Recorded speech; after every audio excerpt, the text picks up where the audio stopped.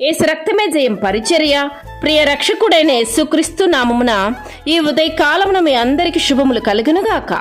ప్రియులారా, మన హృదయము మన యందు దోషారోపణ చేయని ఎడల దేవుని ఎదుట ధైర్యము గలవారమగుదుమని దేవుని వాక్యము సెలవిస్తుంది.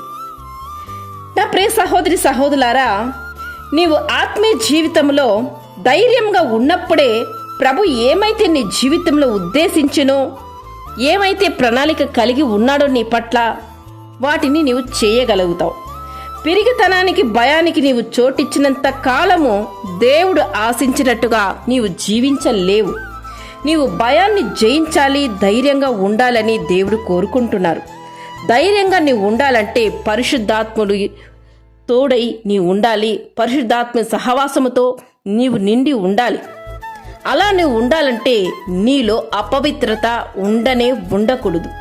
పరిశుద్ధాత్మతో నువ్వు నింపబడాలంటే నీలో పరిపూర్ణమైన పరిశుద్ధతను దేవుడు ఎదురు చూస్తారు. ఆ పరిశుద్ధతను కలిగి ఉంటేనే దేవుని యొక్క ప్రియ బిడగా నీవు స్వీకరింపబడతావు. దేవునికి నువ్వు దగ్గరగా జీవిస్తావు.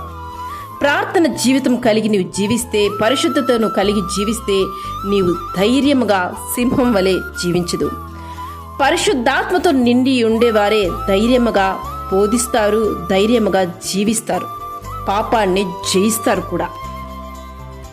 నా ప్రియ సహోదరి సహోదరులారా, నీ ఎదుట నేను పాపము చేయకుండానట్లు నా హృదయములో నీ వాక్యం ఉంచుకుందునని కీర్తనకారుని వలె నీవు ఎల్లవేళలా ఆయన వాక్యానుసారముగా నువ్వు నడుచుకున్నట్లయితే, ఆయన వాక్యాన్ని నీవు ప్రతిరోజు క్రమము తప్పకుండా పాలనను సేవిస్తున్నట్లయితేనే నీవు పరిశుద్ధ జీవితాన్ని నీవు జీవించగలవు.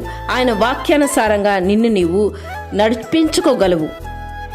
నీవు ప్రభువు కొరకు నీవు జాగ్రత్త కలిగి జీవించాలి. నీ జీవితంలో ఉన్నటువంటి ఆ పరిశుద్ధతను ఎట్టి పరిస్థితులను నీవు పాడు చేసుకోకూడదు. క్రీస్తు రక్తంలో కడగబడిన వారు నీతిమంతులుగా తీర్చబడతారు. నీతిమంతుడు సింహముల వలె ధైర్యంగా ఉందురని వాక్యం సెలవిస్తుంది. నీవు ధైర్యంగా ఉండాలే తప్ప పాపము చేసేవాడు భయపడు రీతిగా, దుష్టుడు తరమకుండానే పారిపోవు రీతిగా ఉండవద్దు. అలా నీవు ఉండి దేవుని దుఃఖపరచు వారిగా జీవించవద్దు.